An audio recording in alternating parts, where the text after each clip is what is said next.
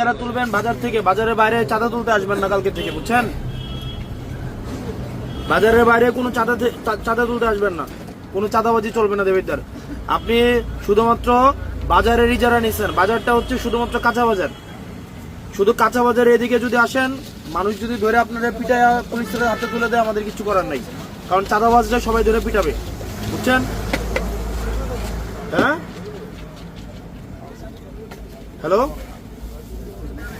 আমি আপনারা কইতেছি কোনো টাকা আপনি বাজারের শুধুমাত্র যারা নিচ্ছেন, আপনি ফুটপাত,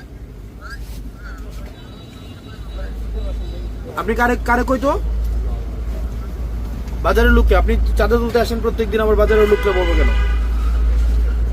চাঁদা তো আপনি উঠান, হ্যাঁ? আপনারা বলে আপনি চাঁদা উঠাইতে আসেন না, আপনারা কে বলে আপনারে?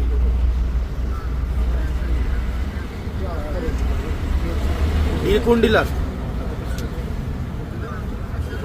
সুদন ডিলার হচ্ছে না, চাঁদা তুলতে আপনারা পাঠিয়ে দেন, আপনি চাঁদা তুলেন। আমি যদি আপনারা বলি এবার গিয়ে খুন করে পরে আপনি খুন করবেন? আপনারা যদি বলি যে কালকে গিয়ে খুন করে আসেন এক বাড়ি থেকে, আপনি গিয়ে খুন করবেন?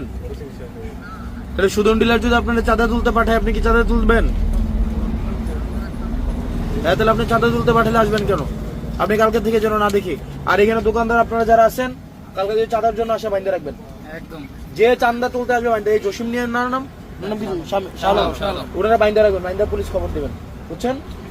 কোন চাঁদার জন্য যে আসবে, আপনার এরিয়া হচ্ছে বাজার, বাজারের বাইরে যদি আপনি আসেন, আপনারা ধরে বাইন্দা পুলিশে দিয়ে দেবেন, আর কোনো কথা নেই।